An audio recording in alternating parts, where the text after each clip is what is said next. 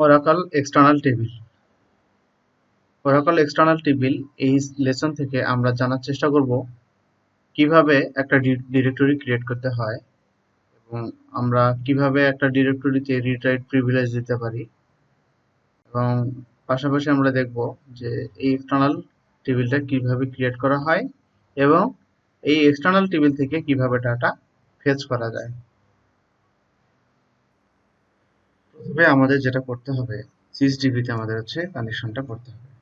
সেই জন্য যেটা করতে হবে আমাদের সেটা হচ্ছে যে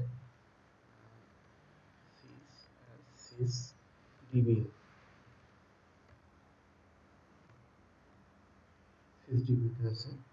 সো এখন আমরা যেটা করব সেটা হচ্ছে একটা ডিরেক্টরি ক্রিয়েট করব, যে ডিরেক্টরিটা আমি আমার লোকাল ড্রাইভে অলরেডি ক্রিয়েট করেছি।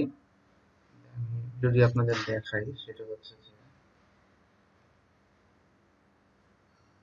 ওরাকল ডকুমেন্ট, এখানে এক্সটার্নাল টেবিলস নামে আমি একটা ফোল্ডার ক্রিয়েট করে নিয়েছি। এখানে জাস্ট আমি সব লগুলো ডিলিট করে দিই, এখানে এই ফাইলটাও আমি রাখবো না। তো এখানে যেটা হচ্ছে যে আমরা এই পাথ একটা ক্রিয়েট করে নেব, যেটার নাম আমি দিয়েছি এক্সটার্নাল টেবিল। সো এখন যেটা করব আমরা এসকিউএল প্লাসে যাই। এসকিউএল প্লাসে যাওয়ার পরে এখানে আমরা ডিরেক্টরিটা ক্রিয়েট করব। ডিরেক্টরিটা কিভাবে করব দেখেন, ক্রিয়েট অর রিপ্লেস ডিরেক্টরি। এখানে কি বলছে যে ডিরেক্টরির নেম আমি নাম দিয়েছি একটা, যে ডিবিএ 167 ট্যাব ডির অ্যাজ। এখানে কি বলছে ডিরেক্টরির যে লোকেশনটা এটা আমরা জাস্ট কপি করে এখানে বসাই দিলে হবে। দেখেন D drive Oracle slash document slash external table. Okay, আমাদের ডিরেক্টরিটা কি ক্রিয়েট হয়ে গেছে। এখন আমাদের যেটা করতে হবে, আমাদের প্রিভিলেজ দিতে হবে এই ডিরেক্টরিতে। কাকে? আমাদের যে কোনো একটা ইউজারকে। তো আমরা যে ইউজারটা দিতে চাচ্ছি সেটা বলে দিতে হবে। যেমন grant read write or on হচ্ছে ডিরেক্টরি কোথায়, ডিবিএ 167 যে ডিরেক্টরিটা আমি অলরেডি ক্রিয়েট করলাম এইমাত্র সেটা। টু এখানে ইউজার নেম, এখানে ইউজার নেম আমি দিচ্ছি ডিবিএ 167। ওকে, যদি আমি এটা এক্সিকিউট করি দেখেন আমাদের গ্র্যান্ট সাকসিডেড, তার মানে আমি এই যে ডিরেক্টরি ক্রিয়েট করলাম তার রিড রাইট পারমিশনটা আমি প্রিভিলেজটা পেয়ে গেলাম। কোন ইউজারের জন্য? ডিবিএ 167 এর জন্য। তো এখন যেটা আমরা করব সেটা হচ্ছে আমরা এসকিউএল প্লাসে যদি এসকিউএল ডেভেলপারে যদি যাই, সেক্ষেত্রে দেখেন এটা আমার হচ্ছে এসকিউএল ডেভেলপার এবং আমার এখানে কানেকশন বেশ কিছু আছে, সেখানে ডিবিএ 167 এই কানেকশনে আমি বর্তমানে আছি। এখন সিম্পলি আমরা যেটা করব সেটা হচ্ছে যে আমরা এক্সটার্নাল টেবিল আমরা এখানে শুরুতে ক্রিয়েট করে নেব। কি করব? External table creation. তো জাস্ট আমি এখানে যেটা করবো সেটা হচ্ছে এখানে আমাদের একটা কাজ করতে হবে, সেটা হচ্ছে প্রথমত হচ্ছে এক্সটার্নাল টেবিলের নামটা দিতে হবে এবং এই টেবিলের আমাদের কি কি ফিল্ড থাকতে পারে। যেমন আমি বলে দিচ্ছি এখানে আইডি, এনভারকার 5 এবং কি বলছে নেম, এনভারকার হচ্ছে 10। এখানে আমরা একটু বাড়িয়ে দেবো, 50 করে দেবো, তাহলে সুবিধা আছে। এটা করে দিলাম। তারপর হচ্ছে কি অর্গানাইজেশন এক্সটার্নাল, এটা একটা রিজার্ভ কিওয়ার্ড। এটা হচ্ছে টাইপ হচ্ছে ওরাকল লোডার, এটাও আমাদের কিছু করতে হবে না। এখানে ডিফল্ট ডিরেক্টরি যেটা সেটা হচ্ছে কি আমি কিছুক্ষণ আগে সিস ইউজার দিয়ে যে ডিরেক্টরিটা ক্রিয়েট করেছিলাম সেটা। তারপর কি বলছে এখানে access parameter, record delimited by new line, মানে নিউ লাইন হলে সেটা একটা করে এন্ট্রি আমাদের হচ্ছে একটা করে রো ধরে নেবে, সেটা রেকর্ডস হবে। আর ফিল্ডস টার্মিনেটেড বাই কমা, মানে প্রত্যেকটা ফিল্ড একটা করে কমা সেপারেটর দিয়ে এখানে বোঝা যাবে, টার্মিনেটেড হবে। আবার কি বলছে যে মিসিং ফিল্ড ভ্যালুস আর নাল। যদি আমরা দেখা যাচ্ছে যে যে ফাইল থেকে আমরা ডাটাগুলোকে রিড করবো সেখানে যদি কোনো স্পেস থাকে বা উপরে যদি আমরা কোনো মানে কোনো ব্ল্যাঙ্ক স্পেস রেখে যদি আমি করি, সেক্ষেত্রে দেখা যাবে যে আমাদের ওই ফিল্ডগুলো কি হয়ে যাবে, নাল ভ্যালু হিসেবে ঢুকে যাবে। তো এখানে কি করবো আমরা একটু চেঞ্জ করে দেই টাইম মানে ইয়েগুলো সাইজগুলো। তো এখানে দেখেন আমি এখানে এনভার্কার ডিক্লেয়ার করছি আর এখানে হচ্ছে কি ক্যারেক্টার ডিক্লেয়ার করছি। এটা কিন্তু একটু খেয়াল করার বিষয়। সো এটা একটু খেয়াল করতে হবে।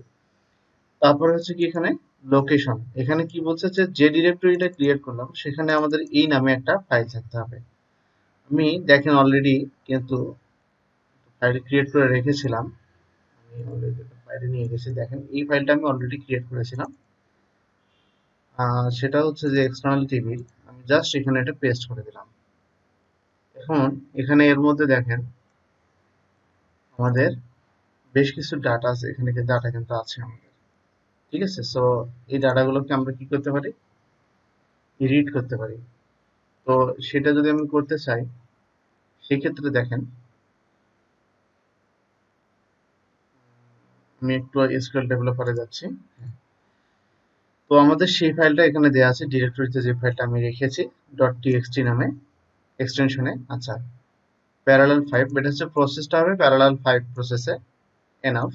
তারপর রিজেক্ট লিমিট আনলিমিটেড, মানে কতগুলা রিজেক্ট হবে বা ইনসার্ট হতে পারবে না সেটা আনলিমিটেড বলে দিয়েছি আমরা। এখন এই পোর্শনটুকু যদি আমরা সিলেক্ট করি, করে এটা যদি এক্সিকিউট করি, তাহলে এখানে বলছে কি যে টেবিল এটা আমাদের ক্রিয়েট হয়ে গেছে।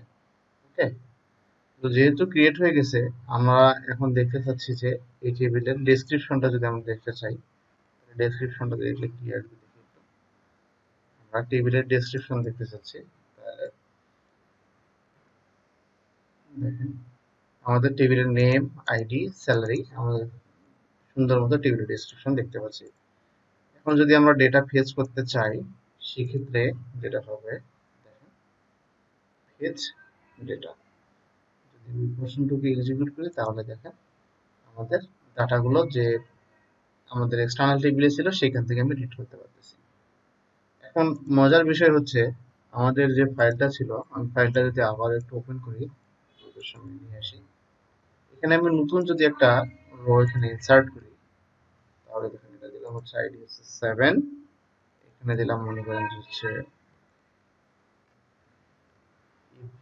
ইব্রাহিম, এবং এখানে ধরেন হচ্ছে আমি বলে দিচ্ছি এরকম একটা ভালো দিয়ে দিলাম, জাস্ট সেভ করে দিলাম।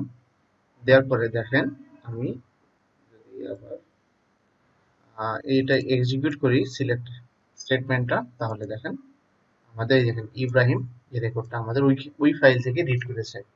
তার মানে আলটিমেটলি এই টেবিলের কোনো এক্সিস্টেন্স নাই, কিন্তু এখান থেকে আছে। এখন আমরা যদি এইটা এসকিউএল প্লাসে যদি চালাই সেই ক্ষেত্রে কি হয় আমরা একটু দেখতে চাচ্ছি, সেটা দেখেন আমাদের কানেকশনটা চেঞ্জ করতে হবে, conn dba dba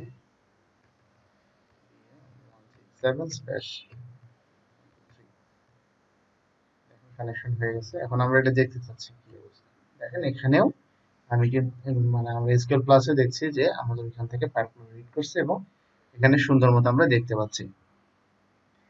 আচ্ছা, এবার আমি এসকিউএল প্লাসে যাচ্ছি, যাওয়ার পরে আমরা এখান থেকে এই টেবিলটাতে ডাটা ইনসার্ট করার চেষ্টা করি, দেখি কি অবস্থা। ইনসার্ট টু,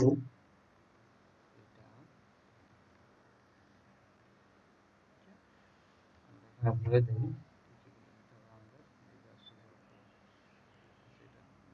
আইডি আছে, আমার name আছে, তারপর হচ্ছে কি salary। ওকে, আমরা এখানে যদি ভ্যালুস বলে দিই, ভ্যালুস গুলো হচ্ছে আমাদের আইডিটা হচ্ছে কত 1,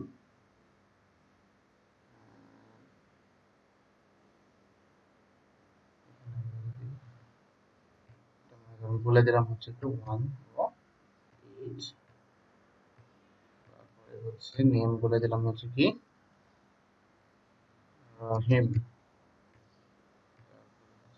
তার স্যালারিটা বলে দিচ্ছি, আমি ভুলে গেলাম।